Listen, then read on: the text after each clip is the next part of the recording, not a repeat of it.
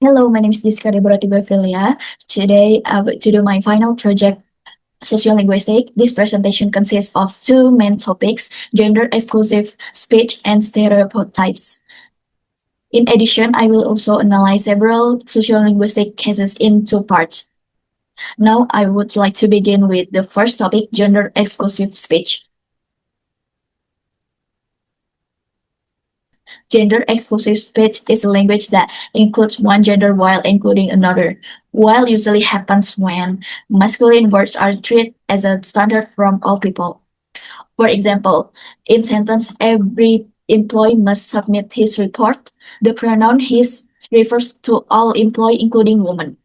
Although the writer may intend to include everyone, this type of language can make women feel less visible and less represented. For this reason, gender exclusive speech has become an important topic in sociolinguistics because language can influence how people are represented in society. Next,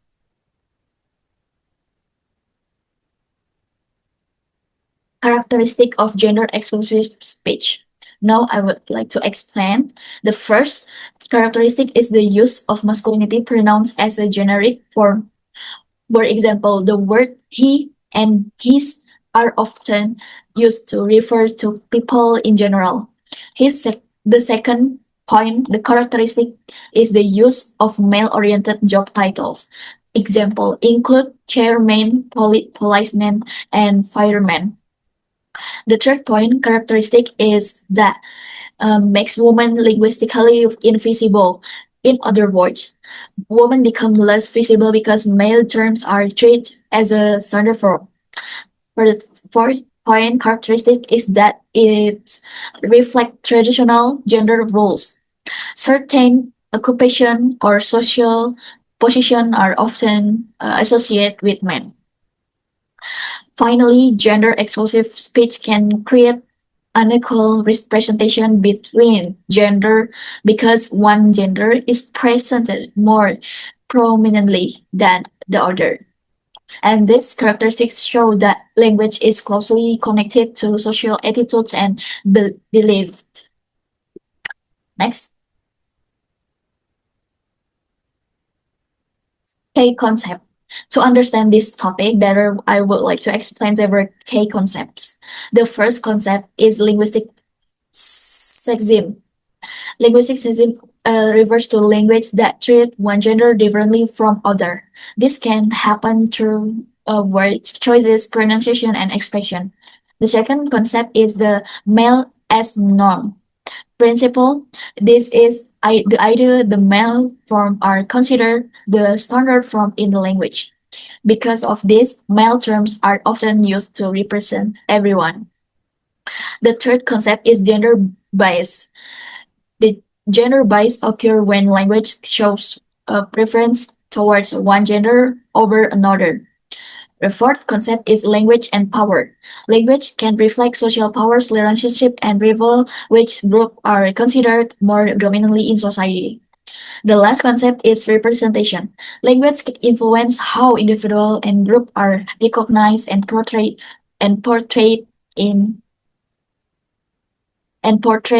society. Together, this concept helps explain why language can contribute to inequality, to social inequality. And next,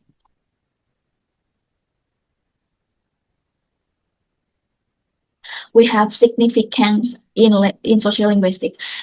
Language does not only communicate information, it also reflects social values, beliefs, and cultural attitudes. Social linguists study gender exclusive speech to understand several important issues. The first, they study gender inequality in language. And second, they examine social power relationship and how language can transform them. And the third, they analyze identity construction or how language shape people identities. And finally, they investigate the representation men and women in communication. Therefore, gender exclusive speech is important because language can influence how society feels different social groups. Next, we have academic theory and journal articles. One of the most influential scholar in Robin Alcoff in her book Language and Woman's Place, published in 1975, Lakos argues that uh, language reflects social inequality between men and women. According to Lakoff, language is not natural. Men are often treated as the social norm, while women's experiences are less visible in language. In this theory, he helps explain that masculine terms are frequently used as a genetic form. This theory is supported by several journal articles. The first article is written by Pascal G. Gex and his colleagues in uh, 28 to 2008, and their study investigates how generic masculine forms are interpreted by reading. The second article, written by Betty Lou Du Bois and Isabel Crouch, their research examines linguistic features that are associated with women's speech, and together the study provide evidence that language reflects social attitudes towards gender. Next,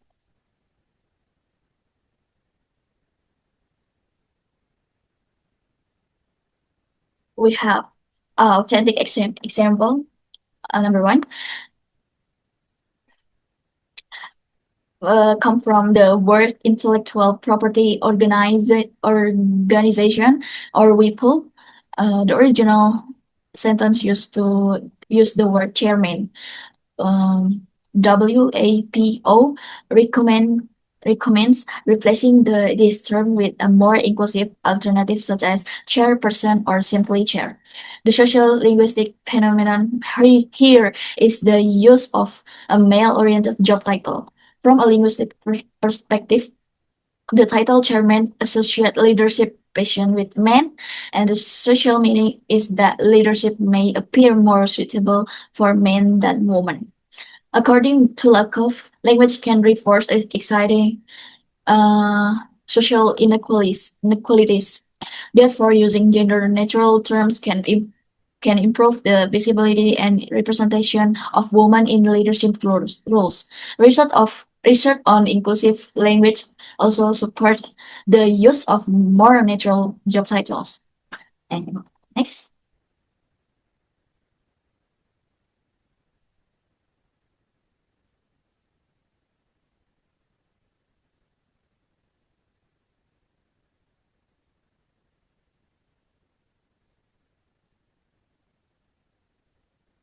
okay. Next, generally, journal articles. The first study was conducted by G. Giggs and colleagues in 2008.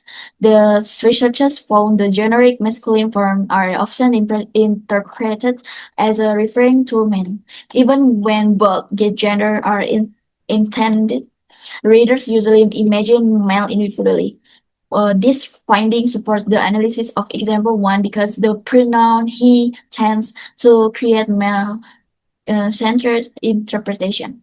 The second study was conducted by Deaf and colleges in 2021. The research found the gender exclusive language can make some groups feel invisible or excluded. This study also show that language influence social inclusion and representation. Okay, next. Comparison and references. Finally, I would like to compare the two examples. There are several similarities between them. First, both examples show gender exclusive language. Second, both use male-centered language as a default form. Third, both can reduce the visibility of women in communication. Finally, both support lack of theory that language reflect gender inequality. However, there are also differences. The first example focused on the generic pronoun he. Meanwhile, the second example focused on the occupational title chairman. The first example relates to everyday written communication, while the second example relates to professional and leader position. Even though there are different, both examples demonstrate how language can influence social representation.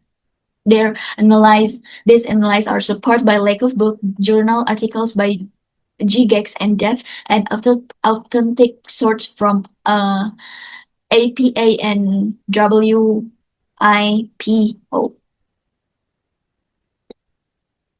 Next, we have topic number two is stereotypes. Stereotypes are general belief of or assumption about a group of people. These beliefs are often based on limited information and may not accurately represent every individual within the group. These are several characteristics of stereotypes. First characteristic is that stereotypes based on generalization. People often make assumption about an entire group based on a few examples. The second characteristic is that stereotypes ignore individual different. Not everyone in a group has the same personality, abilities, and behavior. And the third characteristic is that stereotypes can be either positive or negative. Even positive stereotypes can be problematic because they oversimplify people. Another characteristic is that stereotypes are spread through language and communication. They can be found in the conversation, media, and advertisement, and social network. Finally, stereotypes influence people's attitudes and behavior towards others. For example, some people say that women are more emotional than men. Uh, the men are natural leader or teenager are addicted to social media. This statement are stereotype because they generalize entire group of people. Next. Key concept and significant. To understand stereotypes better, I would like to explain several key concepts. The first concept is social categorization. This refers to the process of grouping people based on shared characteristics such as gender, age, ethnicity, or occupation. The second concept is prejudice. Prejudice refers to negative attitudes or judgment towards a social group without sufficient knowledge about individuals in that group. The third concept is social identity. People often define themselves based on the groups they belong to, such as their gender, nationality, religion, or profession. The fourth concept is language and ideology. Language can spread a social belief and values and assumptions that influence how people view others. These concepts are important because stereotypes are closely related to language and society. In sociolinguistics, stereotypes are significant because language helps create, maintain, and spread social belief. Through language, stereotypes can influence how people view gender, age, ethnicity, and many other social groups. Next.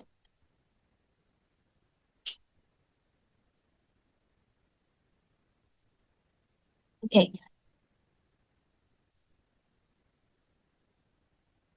Academic theory, for example. One important scholar in Waller Lippmann, in his book Public Opinion, published in 1922, Lippmann describes stereotypes as a simple images or ideas that people use to understand social group. According to Lippmann, people cannot know everything about society, therefore they often rely on stereotypes to make sense of the world around them.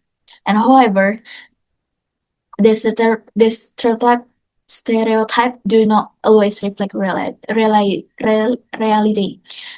This theory help explain why stereotype continues to appear in everyday communication medium. Now let's look at the first authentic example. According to Unman, women are often described emotional while men describes strong leaders.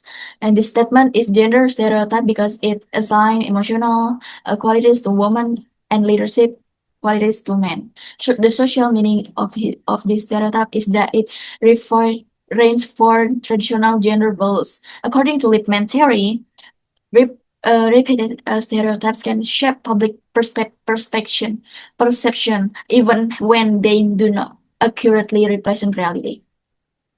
Next, we have according to UNESCO, girls are often stereotyped as being less capable in science and technology. This example reflects an educational stereotypes. The social meaning of this stereotype is that it may discourage girls from pursuing career in STEM fields such as science, technology, engineering, and mathematics. As a result, stereotype can affect educational opportunities and career choice. Example this example can also be explained using Lippmann's theory because a stereotype influence people expectation about one's or change group can or cannot do. This topic is supported by the first journal article written by Alice Edgley and Stephen Carroll in 2002. Their study found that leader is often associated with men. As a result, the women leaders may experience prejudice because they do not fit traditional gender stereotypes. This finding supports the first example where leadership is commonly associated with men. Next, journal article 2. This The second journal article was written by Susan Fiske and her colleagues in 200 2002. Their study explained that stereotypes influence social judgment and evaluation. According to the study, people often evaluate social groups based on characteristics such as warmth and competence.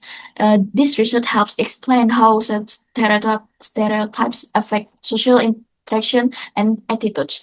Now let's compare the two authentic examples. There are several similarities. Okay. First, both examples show gender stereotypes. Second, both influence how society perceives men and women. The third, both may limit opportunities for certain groups. However, there are also differences. The first example focuses on the leader and gender roles. Meanwhile, the second example focuses on education and ST fields. Although they are different, both examples demonstrate how stereotypes can influence people, opportunities, and social experience. These analyses are supported by Walter Lippmann and theory. Journal articles by Eagley and Carroll, Fiske and colleges, and authentic sources from UN Women and UNESCO. Okay, next.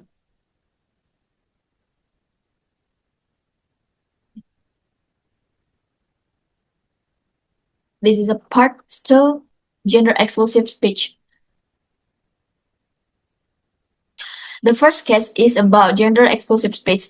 In this case, a manager repeatedly used masculine pronouns such as his when referring to all employees and programmers. For example, the manager says every employee must submit his report before Friday. The manager also say a good programmer should improve his coding skills regularly. The problem with this statement is that the assumed employees and programmers are male. As a result, female employees may feel included from the message. The meaning conflict in that men are treated as standard members of the workplace. From a social linguistic perspective, linguists reflect social values and power relation. Robin Lakoff explained that a language often treats men as a social form and more inclusive and more inclusive a more inclusive alternative would be replacing his with their. Next. And research and this research by Giges and Dev also support the importance of inclusive language. Next.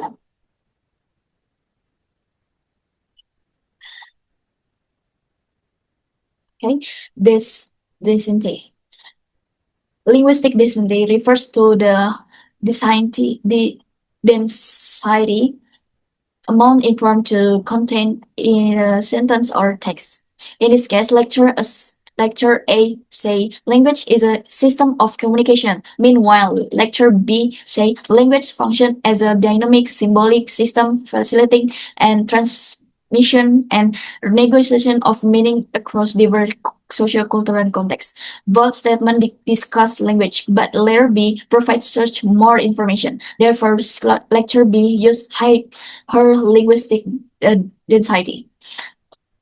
The advantage of dense language is that it provides more detailed information and greater academic precision. However, the disadvantage is that it can be more difficult to understand. According to Halliday's systematic functional linguistic, language choices depend on communicative purpose and audience needs.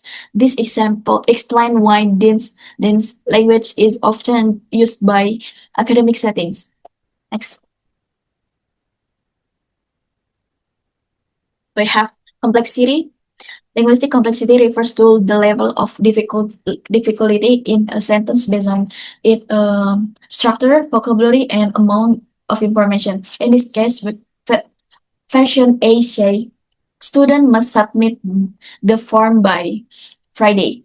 Meanwhile, version B say student who have complete the registration process and fulfill all administrative requirements are required to submit the form before the specified deadline. Both sentences communicate the same requirement. However, version B is more complex because it contains longer sentence structure and more detailed information. The meaning conveyed by both sentence is similar, but version B provides additional details that make the message more specifically.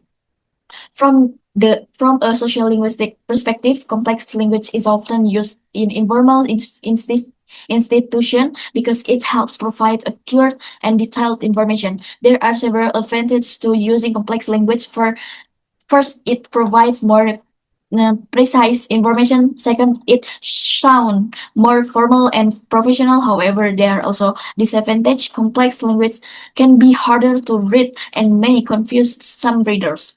And according to Halliday system functional linguistic language choice should depend on the purpose of communication and audience. Therefore, speakers should choose an appropriate level of complexity for the listener. Next, style. Language style refers to the way speakers choose word and expression depending on the situation, audience, and purpose of communication. In this case, the first message say, "Hey, prof, what's up? I need your signature ASAP." The second message say, "Good morning, professor. I would like to request your signature on my academic form. Thank you for your assistance." Both messages have the same purpose, which is asking for a signature. However, the second message is more appropriate because it uses formal greetings, polite expression, and respectful language. The first message sounds casual and direct, while the second message sounds professional and respectful. Social linguistic function of language style is to help speakers maintain appropriate social relationships. The case can be explained using Martin Jo's 5 styles of language. According to Jo's, the first message represents a casual style, while the second message represents a formal style. Next.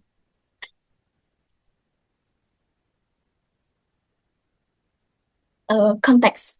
Context refers to the social media, cultural, and situational situational factors that influence the meaning of language. In this case, a student say this project is really sick. Interestingly, this expression can have different meanings. Some people may interpret it negatively because the word sick usually means ill or unhealthy. However, other people, especially young speakers, may interpret it positively, meaning excellent, amazing, or impressive. This example shows that meaning does not only come from words themselves, but also from context. Several contextual factors influence interpretation, including age, social group, cultural backgrounds, and situational of communication. The sociolinguistic function of the context is to help people understand the intended meaning behind word and expression. This case can be explained using Del Heimer speaking model. According to Heimer's, meaning is influenced by participant setting, purpose, and social context. Therefore, understand context is essential for for effective communication. Next,